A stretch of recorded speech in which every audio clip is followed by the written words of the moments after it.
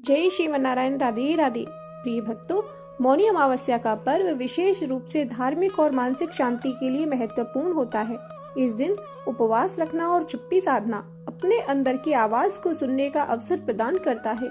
यह दिन आत्मनिर्भरता और साधना की ओर एक कदम बढ़ाने का है। आपका मन शांत और आपके जीवन में सकारात्मक ऊर्जा का संचार हो। यह दिन आपके जीवन में सुख, शांति और समृद्धि लेकर आए। इन्हीं शुभ मंगल कामनाओं के साथ आज का वीडियो शुरू करते हैं। प्रिय भक्तों, मौनी अमावस्या व्रत हर साल माघ मास की अमावस्या तिथि को किया जाता है। इस वर्ष मौनी अमावस्या की तिथि 29 जनवरी दिन बुधवार को है। धर्म ग्रंथों और शास्त्रों में इस अमावस्या का बड़ा ही महत्व बताया गया है। इस पर यह भी मान्यता है कि मौनी अमावस्या के दिन अगर महोदय नामक योग बन जाए तो यह और भी अधिक लाभप्रद और कल्याणकारी हो जाता है। इस व्रत को करने से पितर संतुष्ट और प्रसन्न होते हैं और घर में सुख, समृद्धि और संतति की वृद्धि होती है। तो प्रिय भक्तों, जानते हैं मौनी अमावस्या का महत्व, व्रत की विधि और लाभ। साथ में श्रवण करेंगे मौनी अमावस्या की कथा।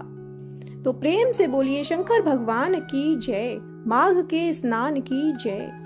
मौनी अमावस्या अपने नाम के अनुसार मौन और साधना का व्रत है।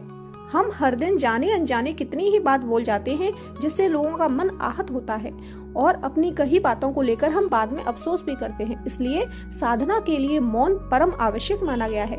गृहस्थजन हमेशा मौन व्रत नहीं रख सकते, इसलिए एक दिन निर्धारित किया गया है जिसमें गृहस्थों को आत्म शुद्धि के लिए मौन व्रत का संकल्प लेना चाहिए। मौनी अमावस्या पर संभव हो तो पूरे दिन मौन धारण करें और मानसिक रूप से भगवान शिव और विष्णु का ध्यान करें, अथवा स्नान करने से पहले मौन धारण करें और स्नान के बाद ही कुछ भी बोलें और दिन भर कोई भी ऐसी बात न कहें जिससे किसी का मन आहत हो। मौनी अमावस्या की सबसे बड़ी बात है कि यह माघ कृष्ण चतुर्दशी के अगले दिन आता है और माघ कृष्ण चतुर्दशी को शिव जी का विवाह माता पार्वती से तय हुआ था और अगले दिन मुनियों और देवी देवताओं ने शिव की साधना के लिए उनकी उपासना की थी। भगवान विष्णु ने देवी पार्वती के भाई बनकर उनके विवाह संबंधी कार्यक्रम में भाग लेना स्वीकार किया था। और इन सबसे अलग मौनी अमावस्या की कथा यह भी है कि सागर मंथन के समय जब असुर अमृत कलश लेकर भाग रहे थे, तब इसी दिन अमृत की बूंदें छलककर प्रयाग सहित कई स्थानों पर गिरा था। इसलिए मौनी अमावस्या पर प्रयाग सहित अन्य तीर्थों में स्नान करके दान पुण्य करने से कई गुना लाभ मिलता है। और इसी के साथ अब रसपान करेंगे मौनी अमावस्या की व्रत कथा का। बोलिए शंकर भगवान की जय, माता पार्वती की जय, विष्णु भगवान की जय। पौराणिक कथा के अनुसार प्राचीन काल में एक ब्राह्मण परिवार कांचीपुरी में रहता था। पति पत्नी दोनों ही धर्मात्मा थे और धर्म पूर्वक अपनी गृहस्थी चलाते थे। इनका नाम देवस्वामी था और इनकी पत्नी का नाम धनवती था। इनके 7 पुत्र और एकमात्र पुत्री थी जिसका नाम गुणवती था। जब गुणवती सयानी हुई तो देवस्वामी ने धनवती से कहा कि पुत्री के विवाह के लिए वर देखना चाहिए। ब्राह्मण ने अपने छोटे पुत्र को बहन गुणवती की कुंडली दी और कहा कि ज्योतिषी से इनकी कुंडली दिखवा लाओ जिससे गुणवती के विवाह की बात आगे चले। ज्योतिषी को कन्या की कुंडली दिखाई। उसने बताया कि विवाह होते ही कन्या विधवा हो जाएगी। ज्योतिषी की यह बात जब ब्राह्मण परिवार को मालूम हुआ तो वह बहुत दुखी हो गया और इसका उपाय पूछा। ज्योतिषी ने बताया कि हे ब्राह्मण, सिंघल द्वीप में एक पतिव्रता महिला रहती है जिसका नाम सोमा धोबिन है। यदि कन्या की शादी से पहले सोमा धोबिन आपके घर आकर पूजन करे और अपना आशीर्वाद दे तो यह दोष दूर हो जाएगा। ब्राह्मण ने अपनी पुत्री गुणवती को अपने सबसे छोटे पुत्र के साथ सिंघल द्वीप भेज दिया। दोनों भाई बहन सागर किनारे पहुंचकर उसे पार करने के बारे में विचार करने लगे। जब समुद्र को पार करने का कोई रास्ता नहीं मिला तो दोनों भूखे प्यासे एक पीपल वृक्ष के नीचे आराम करने लगे।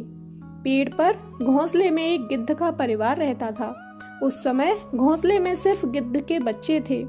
वे सुबह से भाई बहन की बातों और क्रियाकलापों को देख रहे थे। शाम के समय जब गिद्ध की माता बच्चों के लिए भोजन लेकर घोंसले में आई तो बच्चों ने पेड़ के नीचे लेटे भाई बहन की कहानी माता को बताई।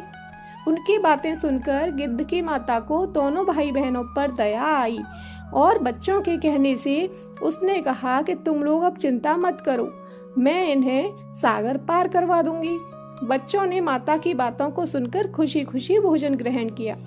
गिद्ध की माता बच्चों को भोजन करवाकर दोनों भाई बहनों के पास आई और बोली कि मैंने आपकी समस्याओं को जान लिया है, आप चिंता मत कीजिए, आपकी समस्या का निदान मैं कर दूंगी और आपको सोमा धोबिन के पास पहुंचा दूंगी। गिद्ध की बातों को सुनकर दोनों भाई बहनों का मन आनंदित हो गया और उन्होंने वन में मौजूद कंद मूल को खाकर रात काट ली। सुबह होते ही गिद्ध ने दोनों भाई बहनों को समुद्र पार करवा दिया और सिंघल द्वीप में सोमा धोबिन के घर के पास पहुंचा दिया। गुणवती सोमा धोबिन के घर के पास छुपकर रहने लगी। हर दिन सुबह होने से पहले गुणवती सोमा का घर लीप दिया करती थी। एक दिन सोमा ने अपनी बहुओं से पूछा कि प्रतिदिन सुबह हमारा घर कौन लीपता है। बहुओं ने प्रशंसा के लोभ से कहा कि हमारे अलावा यह काम और कौन करेगा, लेकिन सोमा को बहुओं की बातों पर भरोसा नहीं हुआ और वह यह जानने के लिए पूरी रात जागती रही कि कौन है जो हर दिन सूर्योदय से पहले घर लीप जाता है। सोमा ने छुपकर देखा तो पता चला कि एक कन्या उसके घर के आंगन में आई और आंगन लीपने लगी। सोमा गुणवती के पास आई और उससे पूछने लगी कि तुम कौन हो और क्यों हर सुबह मेरे आंगन को लीप कर चली जाती हो। गुणवती ने तब अपना सारा हाल सोमा से कह डाला। गुणवती के बातों को सुनकर सोमा ने कहा कि तुम्हारे सुहाग के लिए मैं तुम्हारे साथ चलूंगी। सोमा ने ब्राह्मण के घर आकर पूजा की, लेकिन विधि का विधान कौन टाल सकता है। गुणवती का विवाह होते ही उसके पति की मृत्यु हो गई। तब सोमा ने अपने सभी पुण्य गुणवती को दान कर दिया। सोमा के पुण्य से गुणवती का पति जीवित हो गया, लेकिन पुण्यों की कमी से सोमा के पति और बेटे की मृत्यु हो गई। लेकिन सोमा ने अपना घर छोड़ने से पहले बहुओं से कह दिया था कि अगर मेरे लौटने से पहले मेरे पति और बेटों को कुछ होता है तो उनके शरीर को संभाल कर रखना। बहुओं ने सास की आज्ञा को मानकर सभी के शरीर को संभाल कर रखा। उधर सोमा ने सिंघल द्वीप लौटते हुए रास्ते में पीपल के वृक्ष की छाया में विष्णु जी की पूजा कर 108 बार पीपल की परिक्रमा की। इसके पुण्य के प्रभाव से सोमा के घर लौटते ही उसके पति और बेटे फिर से जीवित हो गए। इसीलिए मौनी अमावस्या के व्रत करने वाले व्रतियों को यह कथा सुनकर पीपल की 108 बार परिक्रमा करनी चाहिए और भगवान विष्णु सहित शिव जी की पूजा भी करनी चाहिए। बोलिए शंकर भगवान की जय, विष्णु भगवान की जय।